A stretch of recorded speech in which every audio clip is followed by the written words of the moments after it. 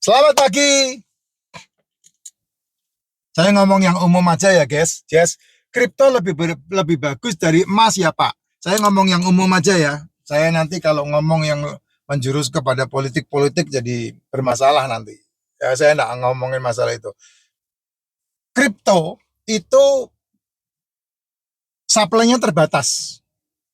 Yang namanya Bitcoin ya, mother of crypto-nya ya, tahun 2028 itu muncul teknologi namanya blockchain.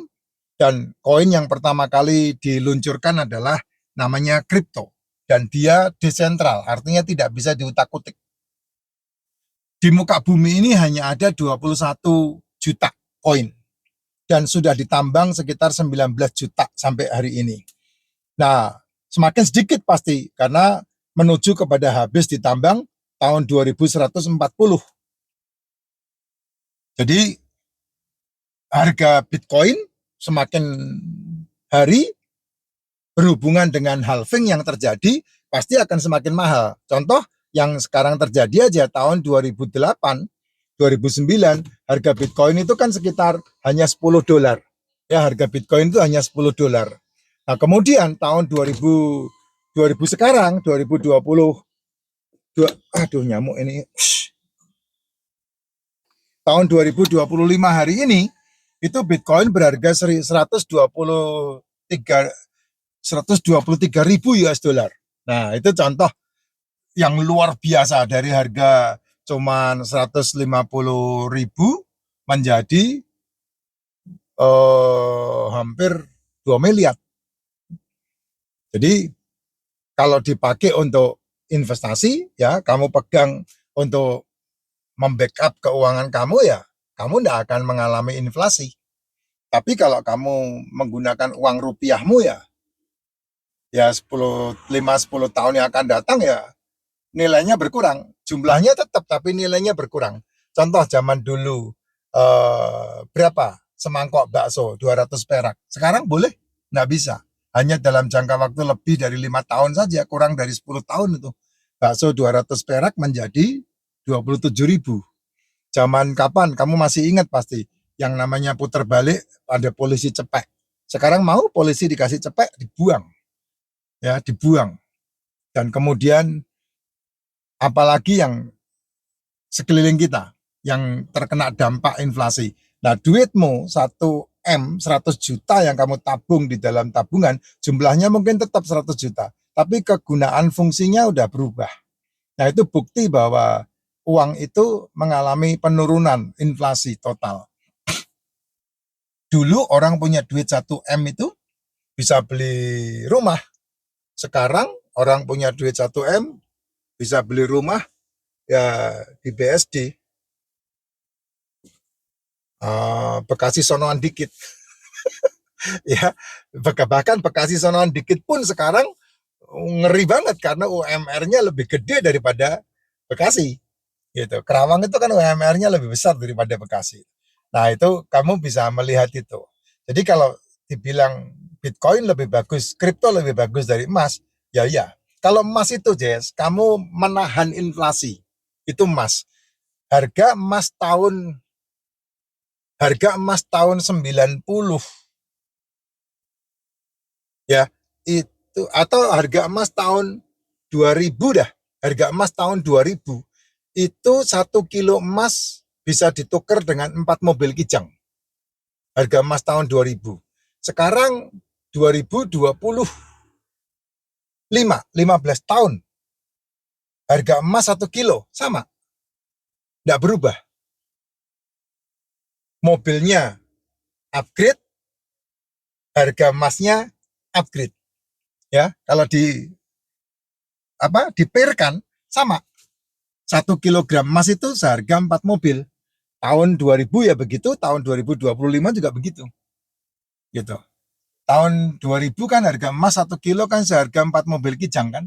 Sekarang ini kijang sudah tidak ada, jadinya Innova. Ya, Innova. Jadi satu kilogram emas bisa jadi dapat 4 mobil Innova. Ayo, bener enggak? 1 kilo emas. Ya itulah yang kita lihat. bahwa yang namanya yang namanya inflasi itu nggak bisa dipungkiri gitu, pasti terjadi. Karena apa ya? Karena pondasinya uang bukan lagi emas, atau kolateralnya uang bukan lagi emas, tapi dolar gitu. Jadi kalau kalau naik Bukele bilang kalau negara bisa cetak uang, nah harusnya kan kolateral emas berapa, uangnya berapa, kan harusnya begitu sehingga tidak terjadi inflasi. Tapi kan tidak seperti itu kejadiannya. Kejadiannya kan sekarang ini negara mencetak uang. Jadi kemarin COVID aja kan Amerika mencetak uang sampai inflasi mencapai hampir 9% kan. Itu sesuatu yang mengerikan sebetulnya. Karena kalau kamu tidak hati-hati di situ, ya kamu bekerja setengah mati dan tidak ada hasilnya. Makanya kenapa saya 3 tahun yang lalu beralih kepada kripto. Makanya itu ikutin supaya kamu bisa melihat paling tidak 3 tahun lagi kamu bisa memiliki aset-aset yang tidak terdampak dengan inflasi gitu. Kayak saya 3 tahun aja udah nikmatin, sehingga ketika orang mengalami krisis saya bisa merasakan oh iya bener juga ya, kalau 3 tahun yang lalu saya tidak mengikuti, ya hari ini saya mengalami krisis seperti kamu-kamu, orang-orang yang ada di sekeliling kita itu ya gitu Jess. Karena apa ya? Karena kripto kekuatannya tidak terdampak dengan inflasi.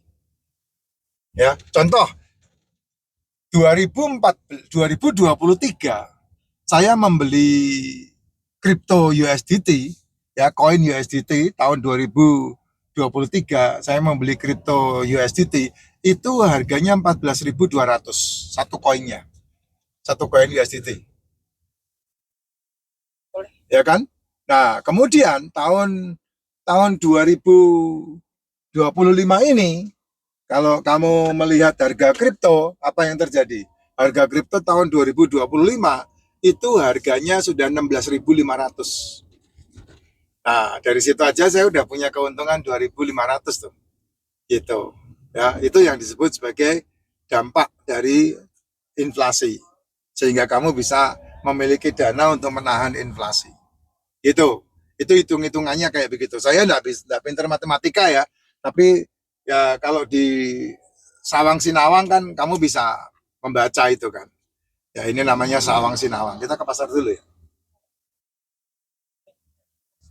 Ya, Sawang Sinawangnya kamu bisa hitung sendirilah. Makanya beli emas bagus karena apa? Itu dia penahan inflasi. Jadi duitmu. Nah, kalau kamu nambang Bitcoin kan biayanya mahal tuh. Beli alat untuk nambang Bitcoinnya saja bisa bisa bisa 17.000 dolar untuk beli alat nambangnya, belum listriknya. Nah, untuk kos yang kamu kamu butuhkan kan besar banget. Itu bisa kamu butuh duit sekitar 300 sampai 500 juta itu untuk memiliki alat tambang Bitcoin ya. Dan itu tidak gampang karena Bitcoin butuh perputaran listrik yang sangat tinggi sekali. Ya kalau tidak kamu ya repot. Nah, daripada kamu pusing-pusing nambang, biarkan nambang, nanti penambangan itu pasti institusi yang mengerjakan sampai sekarang ini sama negara. Penambangan Bitcoin itu. Nah, kita main di tradingnya, mengambil spread perdagangannya. Ketika turun dia beli, ketika naik dia jual. Nah, saya masuk ke dunia itunya. Nah, tinggal beli alatnya. Alatnya yang saya punya itu 25 juta. Nah, 25 juta itu kalau kamu bisa menjual license-nya 10 orang, 10 license, itu modal 25 jutamu udah balik. Dan kamu bekerja sama dengan 10 orang tersebut. Nah, itu enaknya. Makanya bisa dijadikan sebuah bisnis, ladang penghasilan.